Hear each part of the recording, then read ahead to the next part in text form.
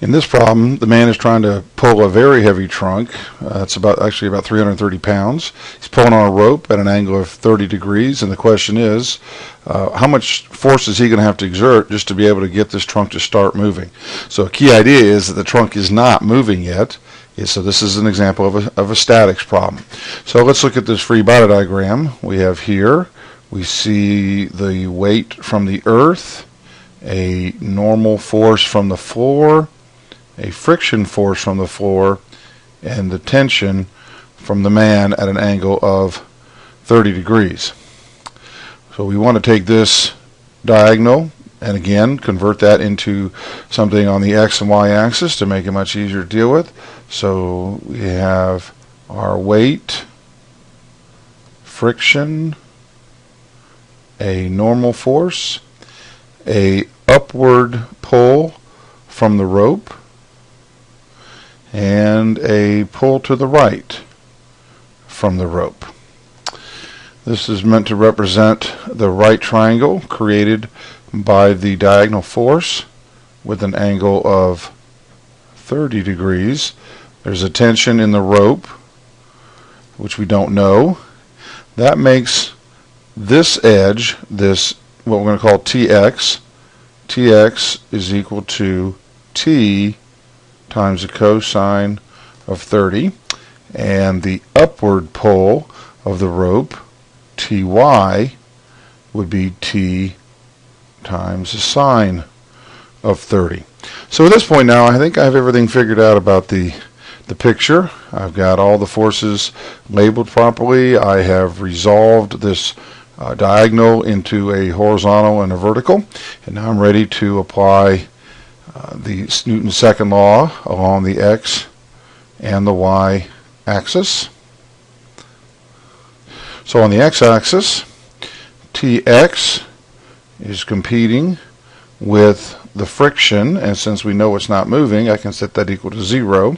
And on the y-axis, I know that the normal from the floor plus the upward component of the tension is competing with the weight, and again, it's equal to 0 because the trunk is not moving.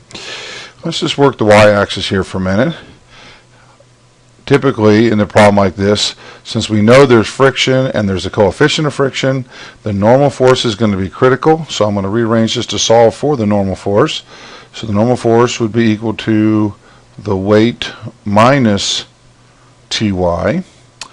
The normal force would then be equal to, now the weight of the trunk, if I use G as 10, be 150 times 10. So the weight of the trunk was 1,500 newtons minus T times the sine of 30 degrees. Well, it might be helpful to just to find out what is the sine of 30 degrees. It turns out to be 1/2. So the normal force is equal to 1,500 minus 1/2 of the tension in the rope. Now over here, Tx, of course, is the right force from the rope, and that's equivalent to T times the cosine of 30 minus, or let's just move friction over to equal friction. The cosine of 30 is 0.866, so that's going to be 0.866 T equals mu normal force. And right here is where I want to substitute that in. So now I've got 0.866 T is equal to, now mu is 0.75, so 0.75 times 1,500 minus 0.5 T.